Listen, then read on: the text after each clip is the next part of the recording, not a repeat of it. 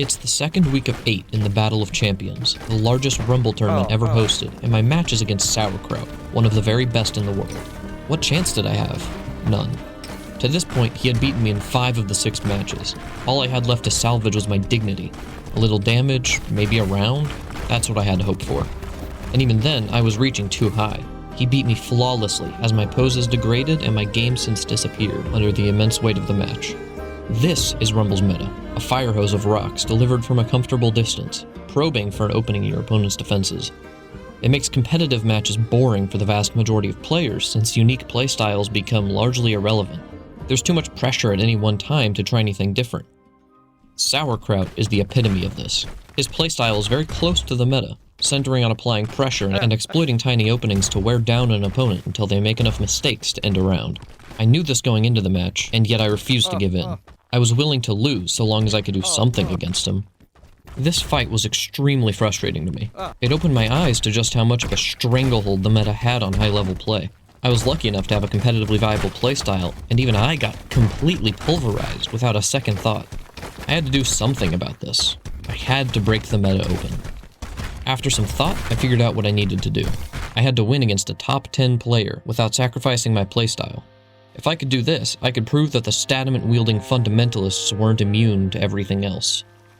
In an effort to prepare for whoever my next fight was, I began training my pose consistency and structure launches. Neither were new to me, but my hope was that if I could just get better at what I was already doing, I would be able to win. Of course, that wouldn't be enough. My next fight was Roaby, an Australian player with well over 3 times my experience and a high mobility playstyle. To win, I'd have to innovate. Oh yeah, there's that thing again. In Rumble matches, one player is always the host, and one is the client. This is the result of the mediated peer-to-peer connection used by the game. Essentially, one player sees the game at a slight delay. This swaps every match, so the advantage is traded between players over the course of a game. In a tournament setting, this means that host and client matches feel very different. On host, you can't afford to lose, but on client there's no such restriction, since you're expected to lose in an evenly matched fight. The traditional way to play with this system is to play aggressively on host to prevent your opponent from getting any lucky hits, and to play defensively on client to hopefully draw out the matches. A side effect of this is that most see it as a bad sign if your host games take too long. That means you're not able to keep pressure against your opponent. With all this in mind, I stood almost no chance against Roaby. Since he was more comfortable on the ping from Australia to the US, he would have a much better chance in the attrition-based tournament style I just described. Eventually, he would dial in on my movements and strategies and take me out with a few precise hits. I would stand no chance. If I were to put up a fight, I'd have to shake things up, figure out a way to break away from the slow, attrition-focused fights. So I flipped the usual game plan on its head. Instead of focusing on aggressive hosts and defensive clients, I would play as safely as possible on host to avoid mistakes and drain my opponent, then go maximum aggression on client, throwing everything at the wall and seeing what stuck. With this approach, I could potentially shake things up and pull out a slim victory. It would be nearly impossible, especially without training, but I knew it could be done. Yet, as much as I'd like to say I was confident and ready, I was not. In reality, I was intensely conflicted about the new approach. It would open me up to wasting client rounds and taking too much chip damage. There was no way to tell. My best bet was to stay up late into the night, then fight some honest-to-rock Australians. If my strategy worked against them, maybe it could work against Roaby. And it did! My plan had been proven. Now I just needed to train up until the day of the match. There's a fine line between confidence and hubris. Thinking I could just walk in on Roaby and win without practice would have been well over it. During this time, I met a number of notable Australians. A few skilled players like Wacky TP and Seth DePorg, and even some up-and-coming players like Shoeless Man, alongside plenty of very new ones.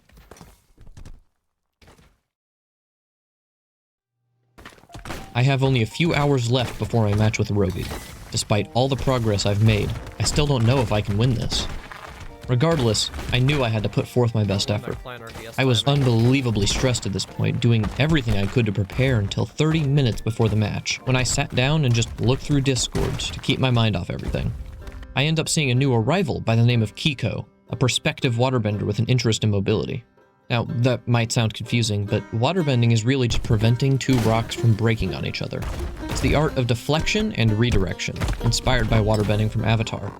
I knew I had to teach the player, but for now, I had bigger concerns. I entered the voice chat with Roaby, prepared for the fight.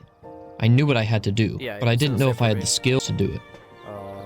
guess I can. This new tournament style would be intensely nerve-wracking to play and require every bit of energy I had, but could be just what I needed to win. And so we start with a couple of warm-up matches, one for each of us to play on client. I'd never been so nervous in a game before. Everything I believed rested on the outcome of this match. Every moment of preparation, of thought, and of effort expended towards this would be wasted if I failed. Yet as the matches began, I began to settle in. A clear rhythm emerged. We would trade hosts, with Roaby preferring boulder throws while I preferred safe cube combos. Each of us got comfortable in our gameplay, nearly becoming complacent, until we entered tiebreakers. Every match, someone would join to watch. The first tiebreaker rule was a 5 health penalty to the host. This brings the advantage down quite a bit, but not nearly enough. After 2 more trades and a lot more stress, we upped the penalty again, to 10 damage. This was enough to end a game. The score was an even 5-5, and only now was the real fight beginning. I had mostly avoided fatigue thus far, but now stress was starting to tire me. I could feel myself getting weaker, less consistent with poses, and beginning to play more desperately on client. A few host rounds, I almost died if it wasn't for a last-second reaction. The score reached 6-6. Each round was too close for comfort, pushing each of us to our base instincts. In a moment of clarity, I noticed a weakness in Roaby's gameplay. He was overly reliant on boulders when pressured, and I could force him towards those risky lobs by threatening to remove these boulders from the map. If I began systematically destroying them, he'd be pressured to use them, opening himself up. After a while of this, with one lucky boulder throw, I managed to get a single client round. Now, to win, I just had to play it safe. Exactly how I'd planned.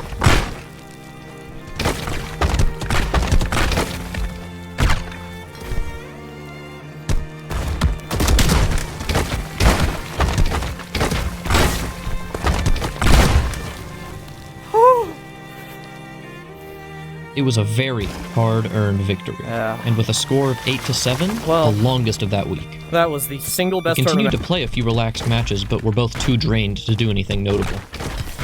After this, I collapsed from exhaustion. I would not return to Rumble that night.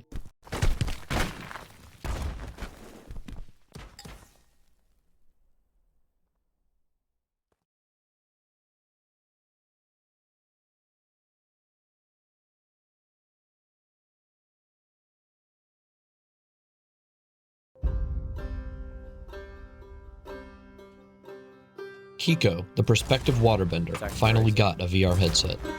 By the time I fought him, he'd already reached red belt, and now that my match with Roaby was over, I could just kick back and train him instead of grinding all day.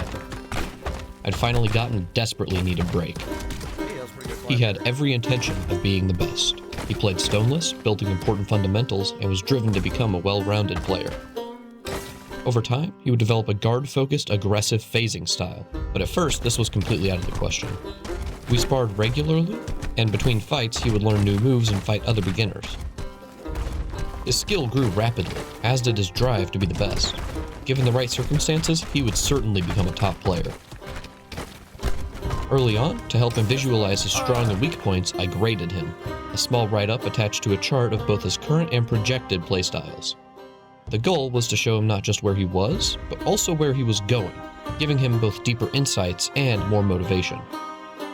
While he was still fresh to Rumble, there were some elements of his future style peeking out even then. He had become unusually slippery for a new player, and had hit some interesting water bends, showing his adaptability and reactivity. In his journey to become a great player, he would look for constant challenge. One such challenge that he found was the Beginner Rumble League, a tournament focused on accelerating the growth of fresh Rumblers. The format was a simple bracket style, split between the US and EU regions, with a protracted training period during which each contestant would receive instruction from a coach of their choosing.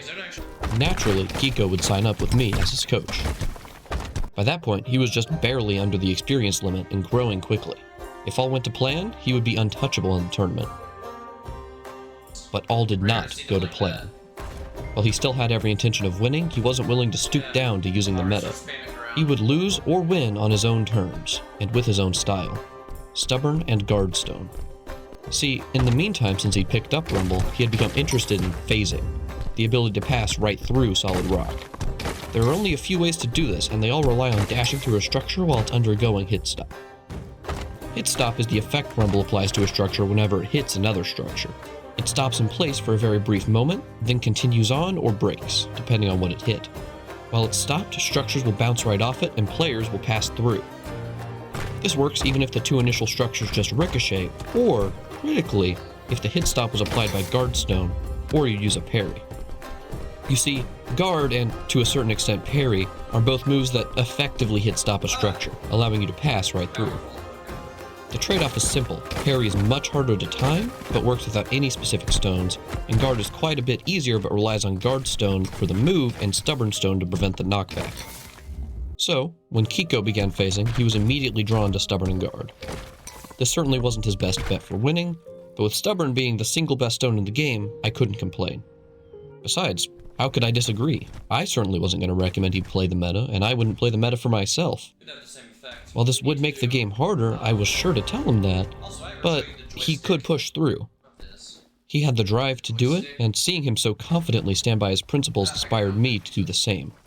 Knowing my next match for the Battle of Champions would be easy, I decided to sit back and collect myself while Kiko worked on his newfound style.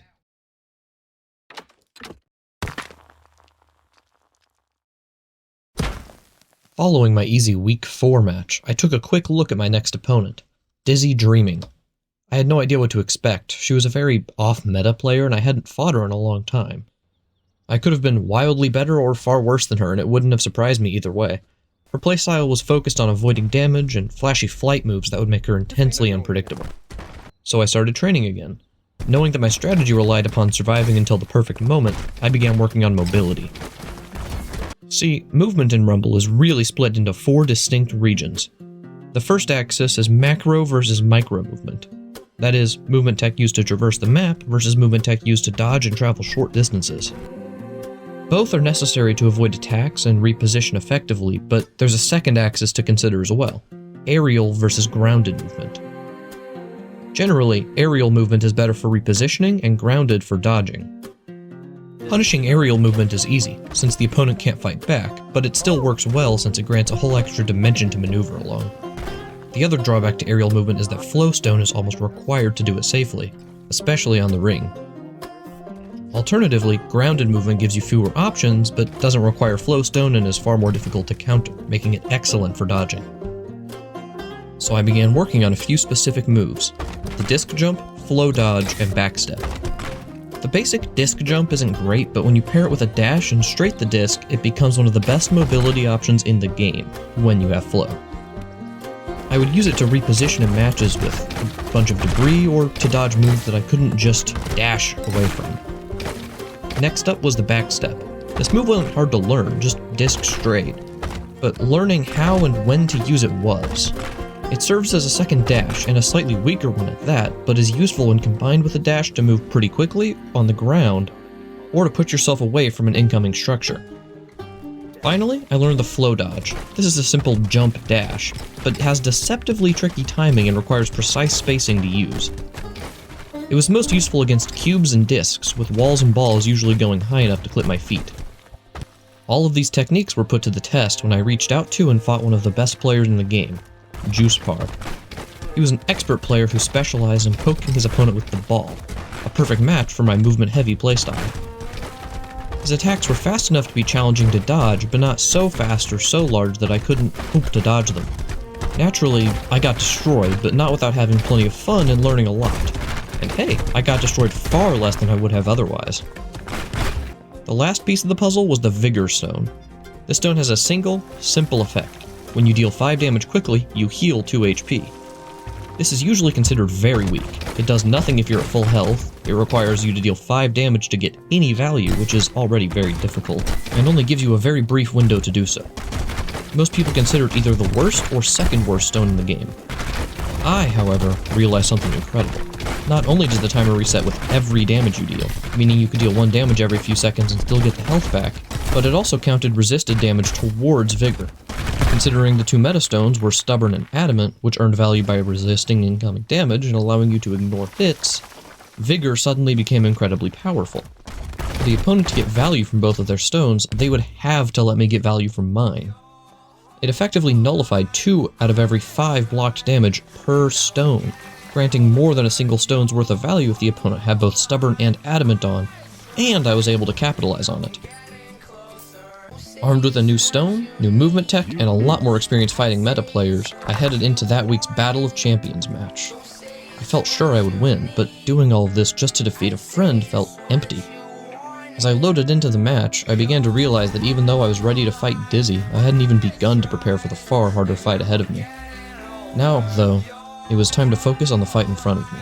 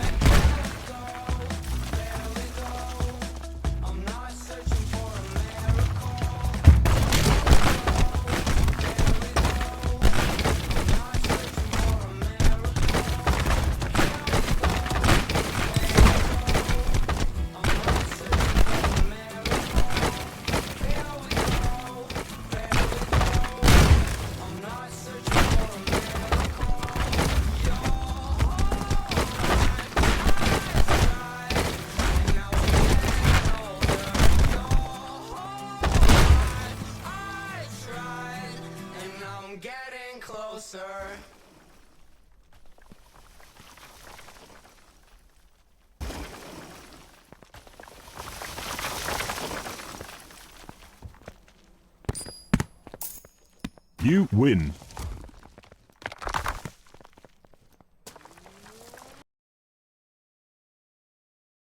My next opponent was Savitarian.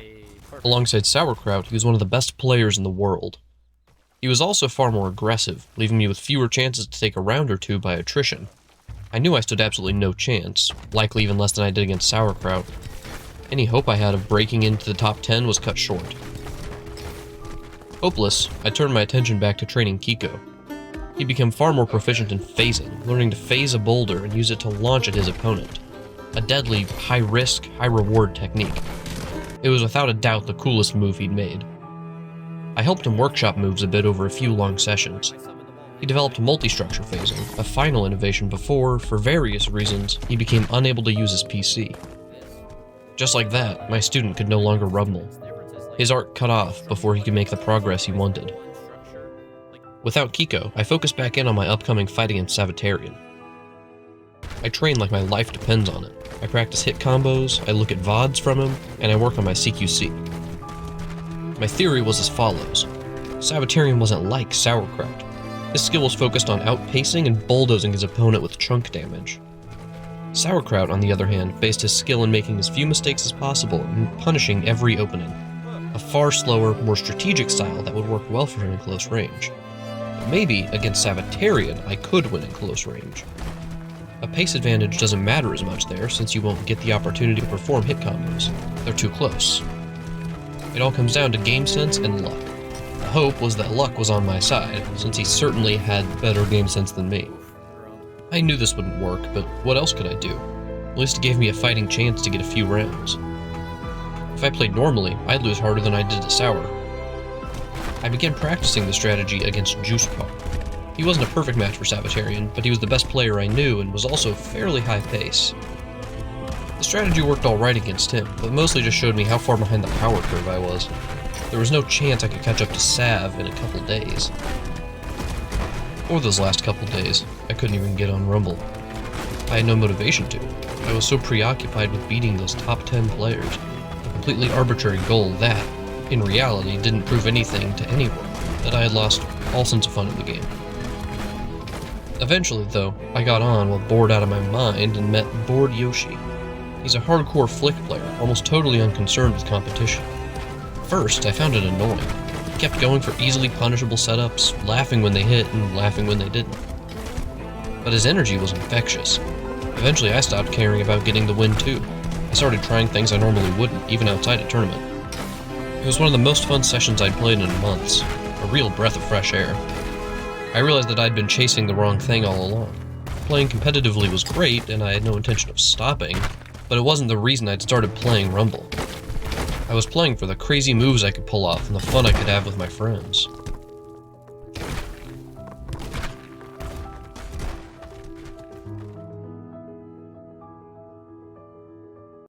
There are only a few minutes left until my match with Sabbatarian.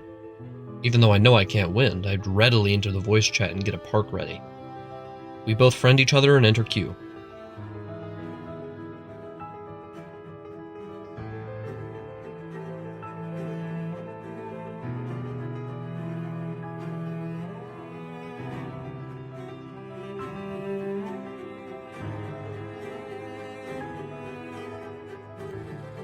Hey, perfect.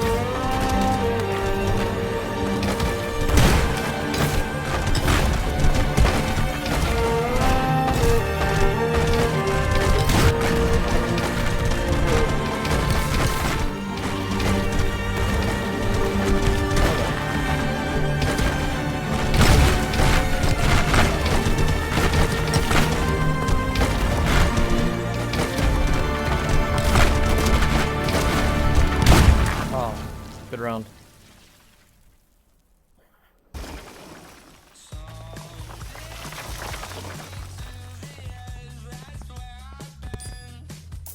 You lose. GG's. Alrighty. Okay, see you, man. I was pretty satisfied with the outcome of the match. I did better than I expected. With another old friend as my next matchup, and a newfound enjoyment of Rumble's casual side, I knew I had plenty to look forward to. I guess.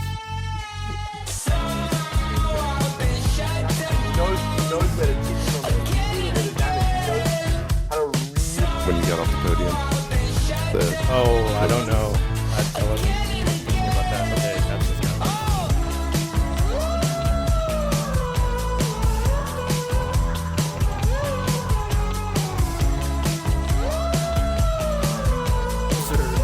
That doesn't seem right. That's the best you can get. You gotta like bob your head. You guys ever? Why am I slow?